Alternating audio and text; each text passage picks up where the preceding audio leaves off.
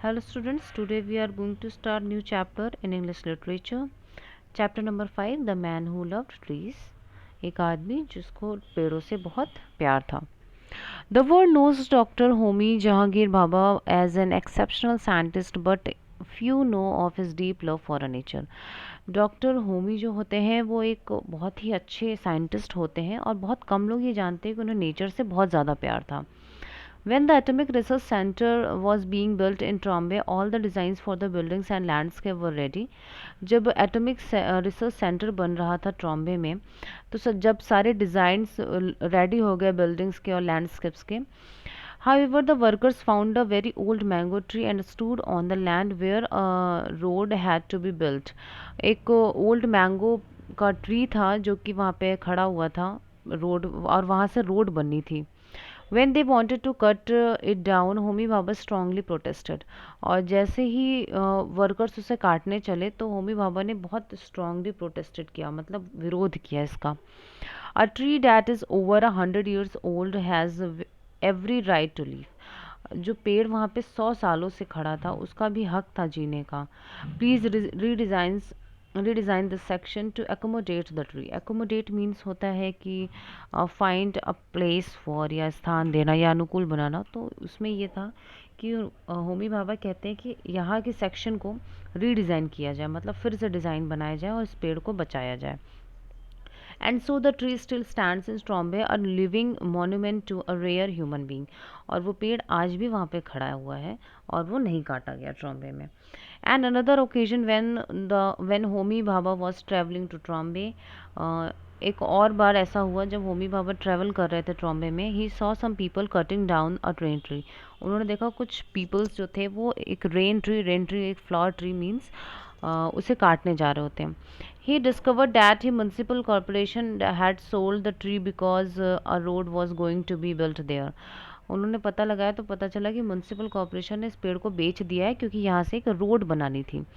He requested the workers to stop for a while. वो Homi Bhabha request करते हैं worker से कि थोड़ी देर के लिए 1 मिनट रुक जाओ, तुम लोग पेड़ नहीं काटना. Then he rushed to Trombay, called the head of the horticulture department and asked him to transplant the tree somewhere else. फिर वो तुरंत ही ट्रॉम्बे जाते हैं और वहाँ के हॉर्टिकल्चर डिपार्टमेंट में जाके बोलते हैं सबसे कि ये इस ट्री को आप लोग कहीं और ट्रांसप्लांट क्यों नहीं कर देते हैं, इसे काटिए मत. The expert said the tree is in a bad shape. It will cost us too much to save the tree. Expert बताते हैं कि ये पेड़ जो है इसका शेप अच्छा नहीं है और इसको ट्रांसप्लांट करना हमारे लिए बहुत ज़्यादा कॉस्टली हो जा रहा है. Why do you want to transplant a tree that is no longer beautiful.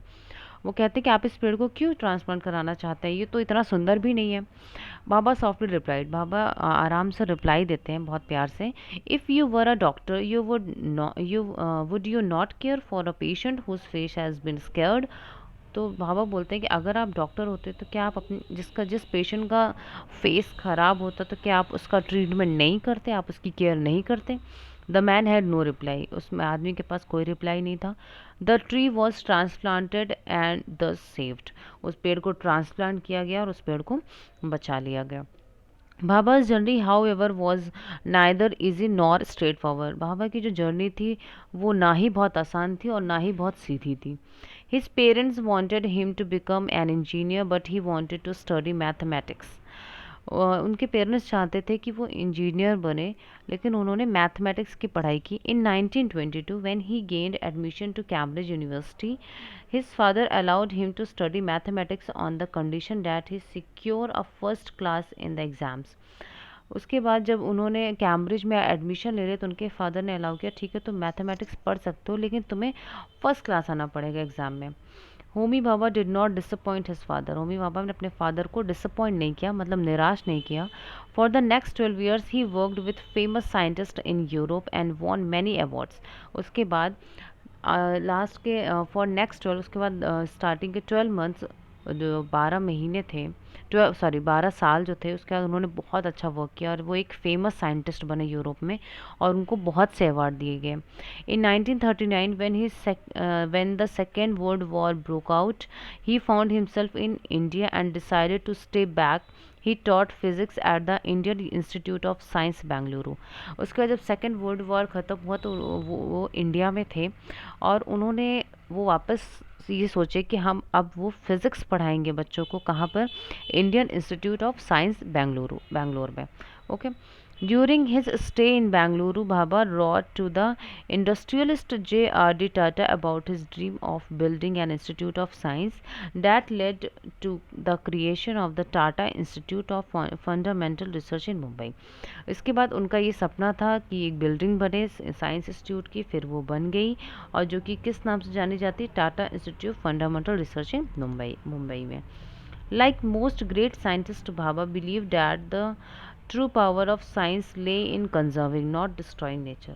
और भाभा का ये कहना था कि एक अच्छा साइंटिस्ट जो होता है वो चीज़ों को डिस्ट्रॉय करने में बिलीव नहीं करता, मतलब ख़त्म करने में बिलीव नहीं करता। कंजर्विंग मतलब संरक्षण, मतलब उसे बचाने में विश्वास रखता है।